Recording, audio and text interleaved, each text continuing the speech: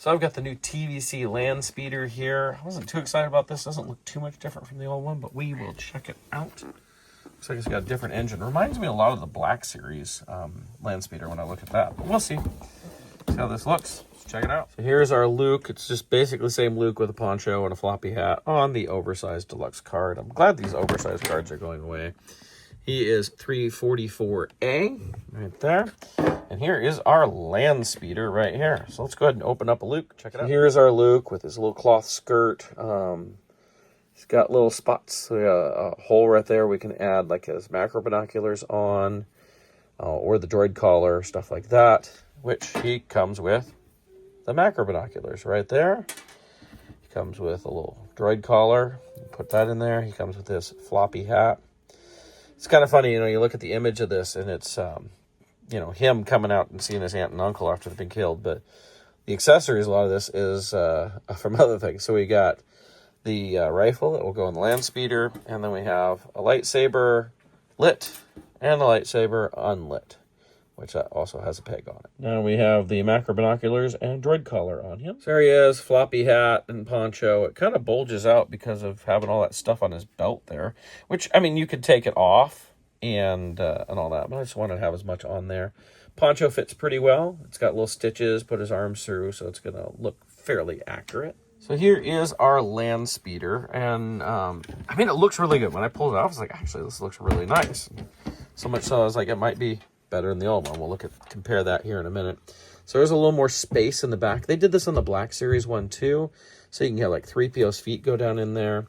On this old one, you really can't put 3PO's feet. They filled that in. You can see there's nice control features there and everything. I don't know, does the stick shift thingy work? Oh, it does, and it pulls in the wheels just like the vintage one. Oh, that's cool. I like that.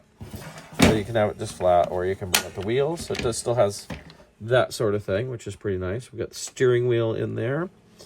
The only assembly I had to do was put this middle engine on. We got some great engine detail right here. It's quite, when you think back to the original, it didn't even have the busted engine or whatever on it. So lots of paint detail and scrapes. They went all out on the paint for sure on this. Look at the front end with that big dent and everything. And you can open up the hood. And there's an engine. This reminds me a lot of the engine on the Black Series one. And on the Comic-Con one, you could actually rotate this thing over here. But it looks like the same thing. I don't know if this is a shrunk-down version of the Black Series. I don't think it is. But it does look very good. Nothing really on the bottom, but I don't know if I'd really want anything on the bottom.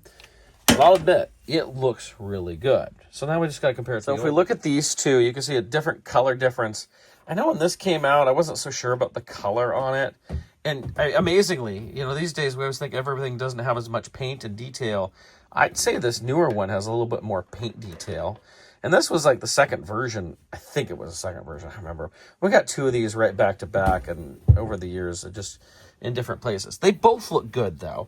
You can see how I've got 3PO. He couldn't put his foot down, although this is Power of the Force 2 3PO. His legs weren't going to go into there. They're not going to bend anyway.